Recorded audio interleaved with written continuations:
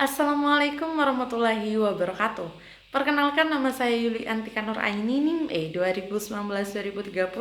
Saya dari Ekonomi Syariah 1 Fakultas Ekonomi dan Bisnis Islam.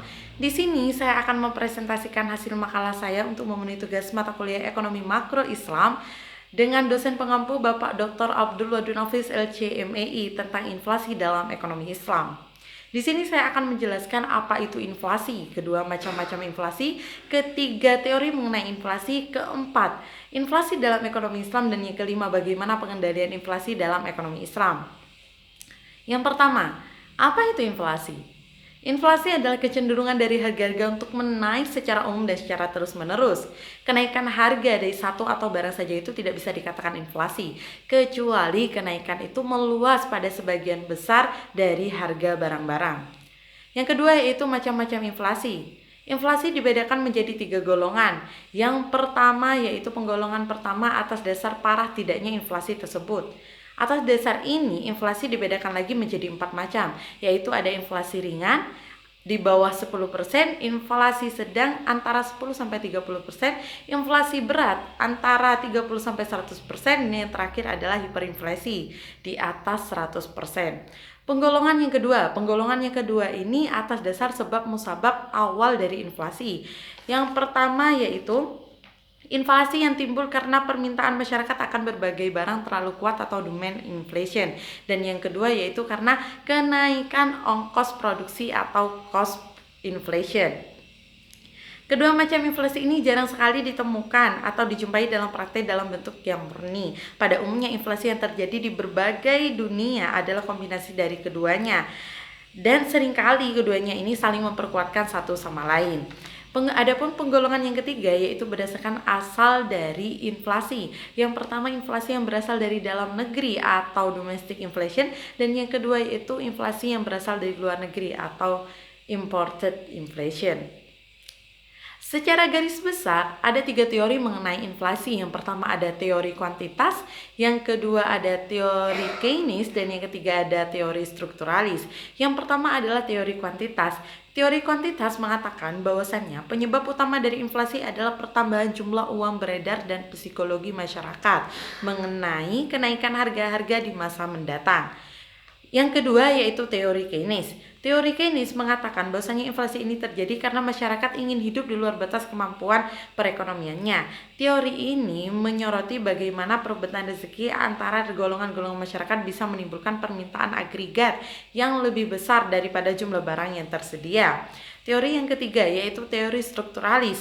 Teori strukturalis adalah teori inflasi dalam jangka panjang. Mengapa begitu? Karena teori ini menyoroti sebab-sebab inflasi yang berasal dari kekakuan struktur ekonomi, khususnya ketegaran suplai bahan makanan dan barang-barang ekspor. Selanjutnya yaitu inflasi dalam ekonomi Islam. Menurut Taqiyuddin Ahmad Ibn Al-Makrizi yang merupakan salah satu murid dari Ibnul Qadun, menggolongkan inflasi itu menjadi 2 macam. Yang pertama yaitu natural inflation, yang kedua adalah human error inflation. Yang pertama adalah natural inflation. Sesuai dengan namanya, inflasi jenis ini diakibatkan oleh sebab-sebab alamiah di mana orang tidak memiliki kendali atau tidak bisa mencegahnya dalam hal mengatasinya. Ibn Al-Makrizi mengatakan bahwasanya inflasi jenis ini adalah inflasi yang diakibatkan oleh turunnya penawaran agregatif atau AS atau naiknya permintaan agregatif atau AD. Maka natural inflation ini dibedakan lagi menjadi 2 menurut penyebabnya. Yang pertama adalah akibat uang yang masuk dari luar negeri itu terlalu banyak, di mana ekspor naik sedangkan impor turun.